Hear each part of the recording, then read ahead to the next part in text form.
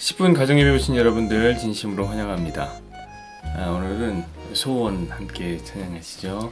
삶의 작은 일에도 그 마음을 알기 원하네. 그 길, 그 좁은 길로 가기 원해. 나의 작음을 알고 그분의 크심을 알며 소망 그 깊은 길로 가기 원하네. 저 높이 솟은 산이 되기보다 여기 오름직한 동산이 되기. 내 가는 길만 비추기보다는 누군가의 길을 비춰준다면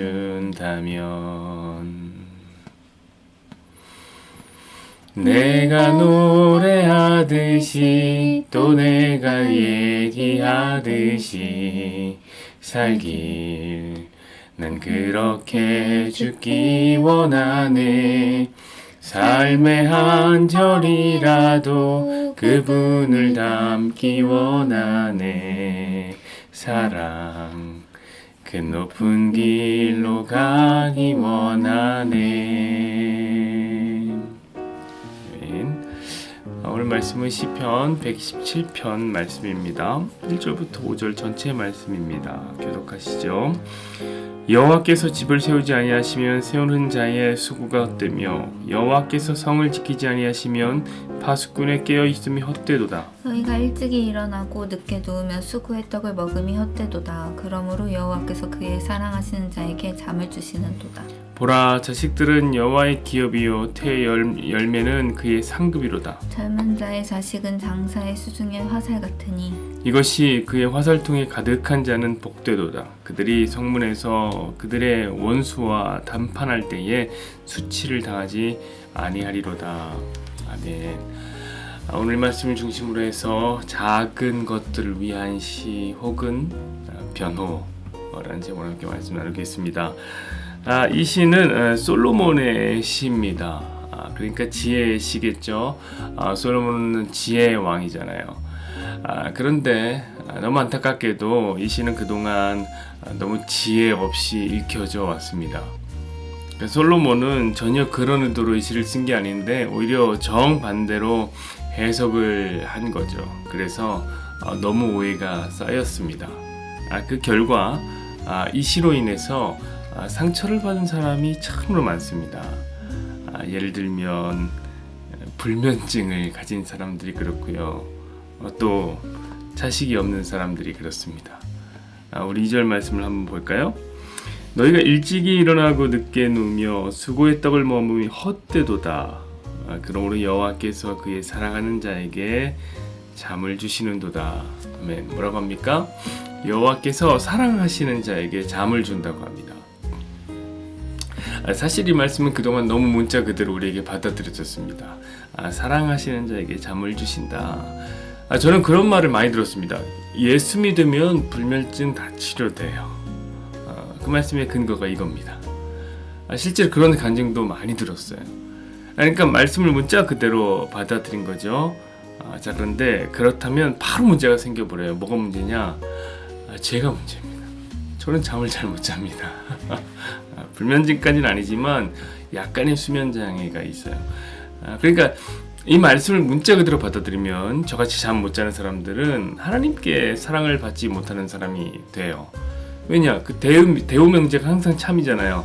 하나님께서는 사랑하시는 자에게 잠을 주신다면 그 대우죠. 잠을 잘 못 자는 자들은 하나님께서 사랑하지 않는 자, 사랑받지 못하는 자가 되는 겁니다. 이해가 되십니까? 자, 실제로 그래서 교회에서 수련회를 하는데요. 한 번은 치유 기도의 시간을 하는 시간이었습니다. 근데 제가 아는 전도사님이요. 그런 도전하는 거 아이들에게 자, 이 시간 불면증 가진 사람들 가슴에 손을 올리십시오. 그리고 이렇게 기도하십시오. 하나님, 나도 사랑하여 주십시오. 그렇게 하더라고요. 그러니까 잠을 자지 못하면 졸지에 사랑받지 못하는 자가 되어 버리는 겁니다. 제가 그랬던 겁니다. 너무 그게 서럽더라고요. 자, 잠을 못 자는 것도 서러운데 사랑마저 못 받는다고 생각하니까 이게 너무 서럽죠. 자, 그런데 3절을 볼까요? 3절. 보라, 자식들은 여호와의 기업이요 태의 열매는 그의 상급이로다. 더 심하죠. 무슨 이야기입니까? 자식이 뭐래요? 하나님의 상급이래요. 이것도 똑같아요. 이 말씀을 문자 그대로 받아들이면 자식이 없으면 뭐 어떻게 됩니까? 그럼 뭔가 잘못한 것이죠. 그래서 상을 못 받는 거예요. 저는요, 교회 생활을 오래 해서 그런가 굉장히 무례한 성도들을 많이 봐왔습니다. 무례한 성도들은요, 자식은 하나님께서 주신 상급이다 라는 말을 하면서 자식이 없는 사람들에게 더 열심히 공로를 쌓으라고 말합니다.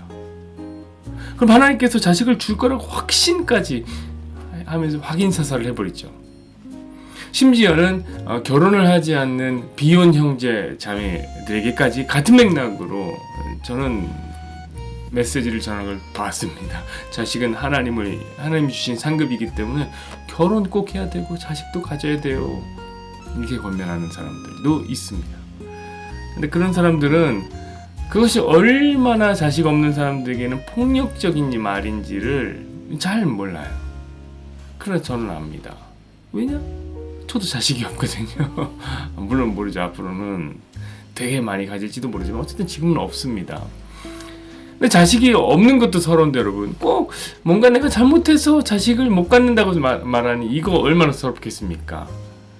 그러고 보니 오늘 설교는 마치 저를 변호하는, 저를 위한 설교인 것 같아요. 저는 불면증도 있고 자식도 없습니다. 그러나 여러분, 꼭 저뿐만 아니라 오늘날 저와 같은 처지에 놓인 모든 사람들이 이 말씀에 위로를 받았으면 좋겠어요. 아니, 작은 자들이 모두 다 위로를 받았으면 좋겠습니다. 왜냐하면 이 시는 작은 자들을 위한 시이기 때문에 그렇습니다. 사랑하는 여러분, 한번 생각해 보십시오. 솔로몬이 왜 이런 시를 썼을까요? 정말 이 시를 문자 그대로 독자들이 받아들이길 원했을까요? 만약 그렇다면 솔로몬은 지혜 없는 사람일 겁니다. 여러분, 제가 살다 보니 자연스럽게 얻게 되는 지혜가 있는 것 같아요. 그건 뭐냐면 삶은 인과의 법칙대로 흘러가지 않는다는 겁니다. 이게 무슨 말이냐면, 쉽게 말하면 이거예요. 우리가 성실하고 정직하게 산다고 꼭 잘 사는 거 아니고요. 반대로 우리가 남 등쳐먹고 악하게 산다고 해서 꼭 못 사는 것도 아니라 이 말입니다. 여러분, 어떻게 생각하십니까? 정말 그렇지 않나요?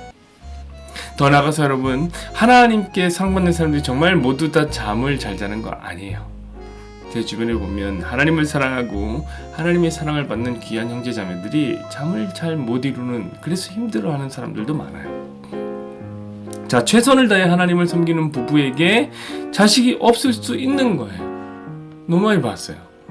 자, 그 사실을 누가 가장 잘 알까요? 놀랍게도 지혜의 왕인 솔로몬이 제일 잘 알아요.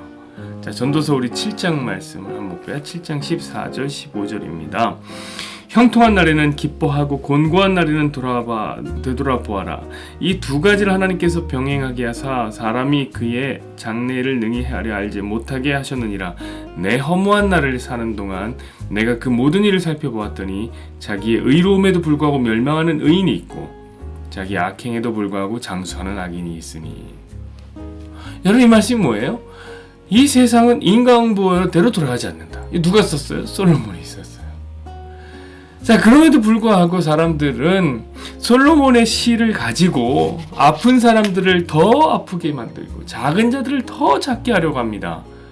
무슨 말이냐? 그렇지 않아도 잠 못 자서 힘든 사람, 하나님 사랑하지 않아서 힘든 자라고, 그렇지 않아도 자식이 없어 속상한 사람에게 뭘 잘못해서 그런 거 아니냐고 죄책감을 증폭시킨단 말이에요. 아주 고약한 기독교입니다. 여러분, 오늘 솔로몬의 시는 그런 고약한 노래가 아닙니다. 솔로몬은 우리가 우리의 자금을 인정하길 원할 뿐이에요. 무슨 말이냐? 1절에 여러분 무슨 얘기가 나와요? 집을 세우는 자, 집을 세우는 일이 나오지 않습니까? 여러분, 집을 세우는 일을 생각해 보세요. 이건 인간의 유구한 역사 가운데 항상 있던 거예요.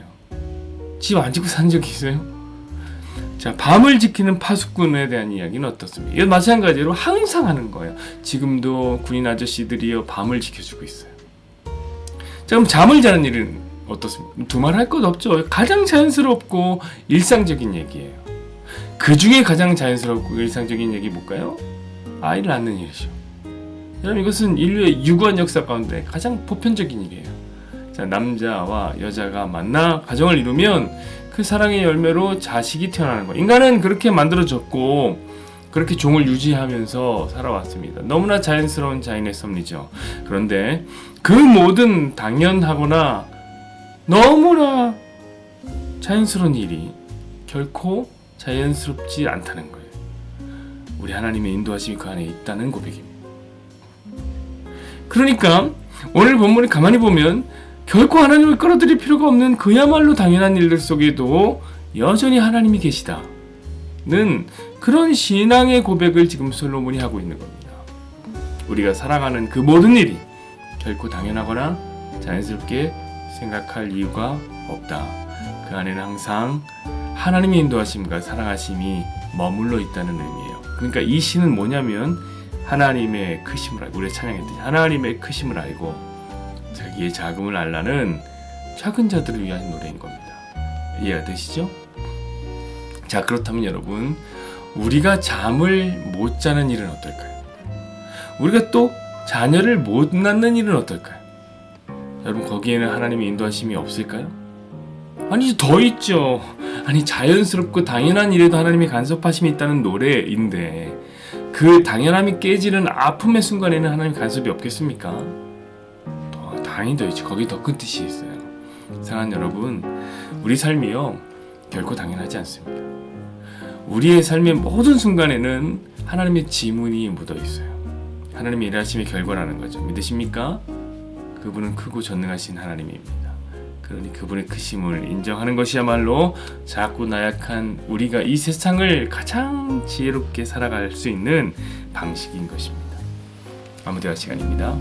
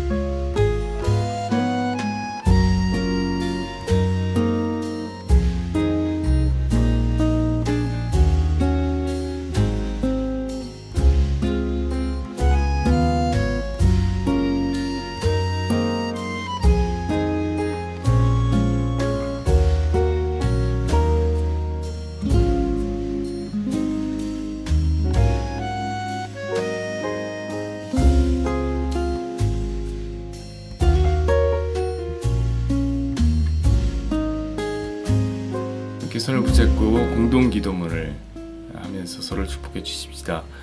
여호와는 내게 복을 주시고 너를 지키시길 원하며 여호와는 그의 얼굴을 내게 비추사 은혜 베푸시기를 원하며 여호와는 그 얼굴을 내게로 향하여 드사 함께여 평강 주시기를 원하노라. 아멘.